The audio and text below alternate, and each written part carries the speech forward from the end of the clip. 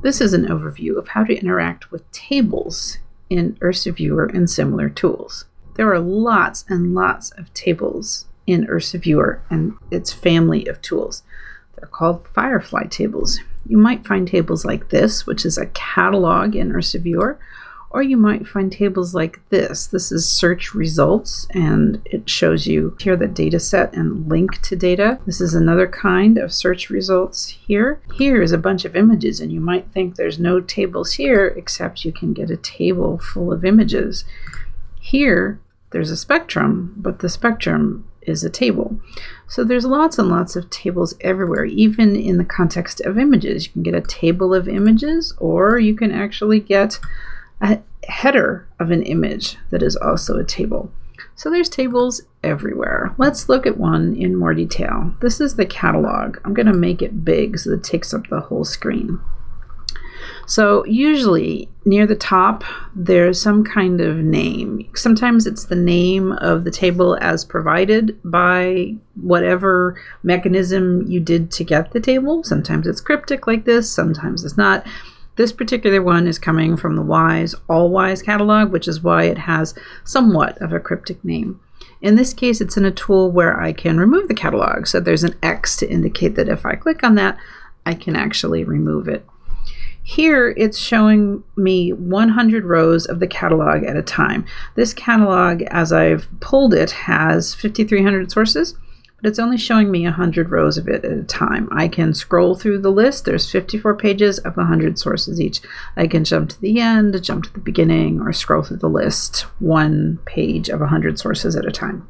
Now the headers of the catalog here, they're exactly the same as what was provided by the WISE catalog itself. It's not being changed at all by the IRSA tool in this context. So if you know the WISE catalog very well, you'll recognize the names. If you let your mouse hover, it can give you a tooltip as to what that corresponds to. You may need, in the general case, to go and find the documentation that goes with the catalog. Sometimes you might encounter headers of the table to be very, very human readable. Like in this case, it shouldn't be cryptic at all. This is a column of data set. This is a link to the data and so on. Here, again, it's cryptic because it's pulling things from a catalog. Here, if we go to the list of images, it's human readable again because this is designed not to be cryptic. This is designed to help you understand what the contents are. So sometimes it's cryptic, sometimes it's not. If it's cryptic, if you let your mouse hover, it may be able to give you a tooltip. Now, if you click on the header, it will sort the table by that column in an increasing fashion. Click it again, it sorts decreasing. Click it again, it goes back to the original order. This works for any of them. So if I click on the W1 SNR, which is the WISE 1 signal to noise ratio, it sorts increasing. Click it again, it sorts decreasing. Click it again, it goes back to the original order. These boxes at the top of each column, they're a place for you to put in filters. This icon here that looks like a funnel, if you don't have those boxes, this icon is what turns them off and on. These boxes allow you to impose filters. So for example, let's say that we want to filter this catalog down to only have the highest signal to noise sources. So if I click in the box near the top of the WISE 1 signal to noise ratio column and type greater than 10, then it's going to filter down the catalog to only have the rows where the W1 SNR is greater than 10. And I can do more than one column at a time. So let's filter this down so that I only have rows here that have signal to noise ratio greater than 10 in all four bands. So now we're down to only 446 sources, down from the 5,000 we started with. Now you can see we've got some changes in the icons here. This is telling me that I've imposed 4 filters, and this is what I would click on to cancel all of the filters at once. This icon will temporarily change the table from an interactive table to a plain text table. It's just a toggle. This is how you would save the table. Now you can save it in a wide variety of formats. The native format is IPAC table format, which is just plain ASCII with some header syntax. You can also save it as a CSV file, a TSV file, a variety of flavors of VO table format. You can also save it as a DS9 region file, so that if you want to save the entire catalog in that format so that you can use DS9 to overlay the catalog on an image using DS9, you can do that. Put the file name in here. You can save it to your local disk or the IRSA workspace. You can save the table as displayed, or you can save the table as originally retrieved. Here's the difference. Right now I've imposed a filter. So it's asking me, do you want to save just the 500 sources that are left, or did you want to save all 5,000 as originally retrieved? That's the difference. Here's another thing that matters in the context of saving the table as displayed or originally retrieved. I can add a column. So for example, if we add a column that's called high SNR flag, I can create this column by entering an expression, a mathematical expression. I can also use a preset function. There are a couple to choose from, but I'm going to choose set filtered rows to true and the rest to false. Add column. So now I have a new column here that is true for just the 446 sources that are left after I impose the filter. So that if I cancel that filter, I now have a column here that is set to true. So that if I want to recover that filter in the future, rather than having to impose it separately, individually on those same 4 signal to noise ratio columns again, I can recover that same filter with a minimum number of clicks. That's useful if you construct a complicated filter using complex mathematical formula. If you want to be able to recover it quickly, that's a really useful thing to have. There are other things that you can do too. For example, if I go here what I've got is a Gaia catalog. You can see it's got lots and lots and lots of columns. And these objects are all over the sky. I'm going to add a column, but this time what I'm going to do is I'm going to calculate the absolute G.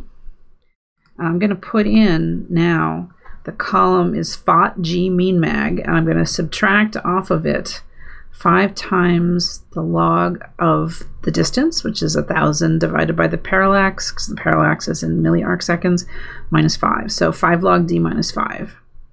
I want to calculate this as a double, and instead of having 6 decimal places, I want 4 decimal places. And the units of this are going to be magnitudes. Add column. So now I have a column that is calculated, the absolute G, so that if I want to make a plot, that's another movie. If I want to make a plot, then I have the absolute G magnitude calculated for me. Now, I could calculate it when I make a plot, but in this case, I've calculated it in the table, so that if I want to go ahead and save the table to use later, if I save the table as displayed, then it's carrying along that calculated column, which could be useful for some additional analysis that I'm doing. Okay, let's go back to the original catalog that I was playing with over here, and let's look at some of the other choices here. The info here is sometimes useful.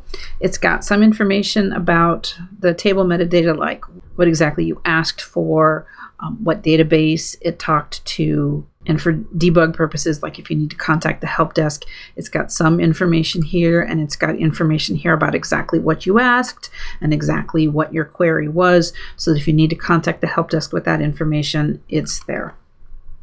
The gears control whether or not things are shown, like the units of the columns, the data type are shown. You can also impose filters here, or you can also impose more advanced filters. Like if you want to impose constraints using SQL, you can do that here. You can apply complicated filters, so that if you're just using the filters on individual columns, the individual column filters get ANDed together. But if you want to apply the filters this way, you can apply filters that are combined with OR rather than AND. I also want to highlight, there's this column here. If you click on this, then it selects everything. If you unclick this, then it selects nothing. So this is useful in the following sense. If you click to select just this, then you cancel the filters. Then the ones that are selected are the ones that were left in that filter. This is useful in the context of things that are plotted in different colors, or downstream when you want to download things. That's useful.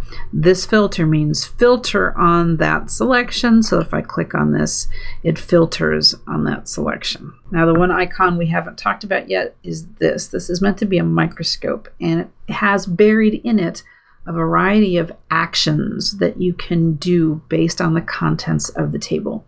You can use the table as an entire upload to something called a TAP search. TAP is Table Access Protocol. It can launch an additional search of additional catalogs here at IRSA or elsewhere.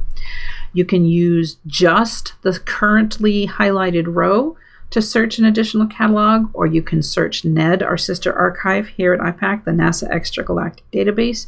You can use Simbad to search at this row. Go to and search Simbad is different than searching Simbad solely in what it does. Search Simbad at this row puts the results in a table still in this tool. Go to and search Simbad actually spawns a separate browser window. Display fits for row and display hips for row launches an image search using this coordinate. For additional help, if you go to the help icon here, there's a section specifically on tables here that has more information. Hopefully this is useful for manipulating Firefly tables and IRSA tools.